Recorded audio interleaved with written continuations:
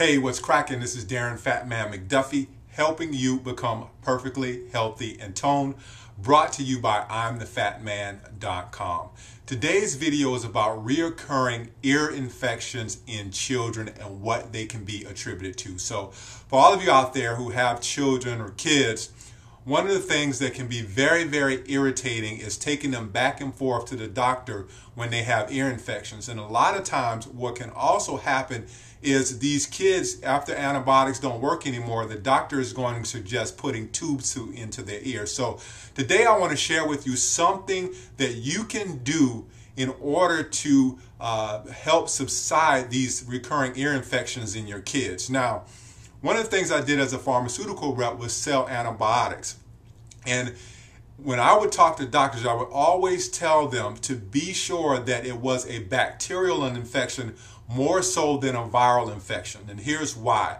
In a virus infection, your body has the ability to fight that off. There's nothing that you can do for that. If you give someone antibiotics, which are geared more towards bacterial infections, then they won't do anything for that virus. But what it will do is it will help bacteria in the end to develop what we call bacterial resistance. So what that means is that in a normal bacterial infection, the bacteria will be able to resist the antibiotics that they're being given, and it will account for bacterial resistance.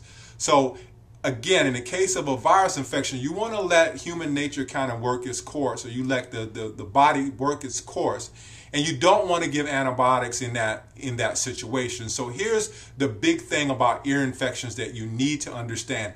Most ear infections are caused by viruses. So when you go to the doctor and you're getting a prescription for antibiotics, it's really not doing anything. In most cases, it's because the body is able to handle that. A kid's body would be able to, over a course of a couple of days, get rid of that particular viral infection. It's not really the antibiotics that are doing anything. It's the fact that we go and we get something and we have this belief in our head that it's going to work, that it does actually work. Now, in order to get rid of ear infections, here's one of the things that I've learned and I want to share with you in order so you won't be as irritated and going back and forth to the doctor. In a lot of cases, what happens is your children are either have gluten sensitivity, celiac, or they have dairy sensitivities. Most people now are having a lot of problems with gluten. Although we're not, everybody doesn't show symptoms. You don't get the gas, you don't get the bloating. There are no outward symptoms. A lot of people have silent symptoms to gluten. Also dairy. A lot of the commercial dairy that we are ingesting is not good for us. Now, if you want to talk about raw milk or something like that, it's a totally different category. But most people out there are ingesting commercial dairy, and that includes kids. Your kids are eating that with their cereal, or they're drinking milk because they've been told that it's been healthy for them.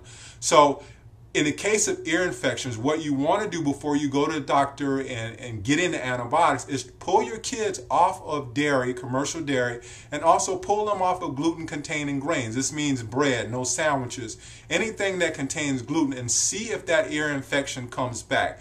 And the reason why you want to do this is before you have to go in and get some unwanted surgery by having tubes put into your child's ear. A lot of times what we never do is make the connection that it's food that's causing these underlying problems. And when you go to your doctor, they're going to treat symptoms. They're not going to get to underlying causes. A lot of people have not, again, made that connection that food is causing these symptoms. So to recap this video, you have to realize that most of the ear infections that kids have are viral, so antibiotics are not going to do anything because they're geared more towards bacterial infections. The second thing is pull your kids off of dairy and also pull them off of gluten-containing grains. Gluten meaning bread, things, any gluten-containing grains, and you can look those up and see if that doesn't give you any type of improvement. You want to do the best thing that you can do for your child before you go the route of prescriptions and getting into drugs and also getting into surgery, because it may be something that you don't need.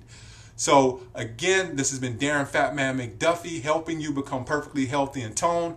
Sponsored by I'mThePhatMan.com. Don't forget to subscribe to my channel, and don't forget to pick up my free audio report entitled Between Two Thieves: How Big Food and Big Pharma Are Robbing You of Your Health.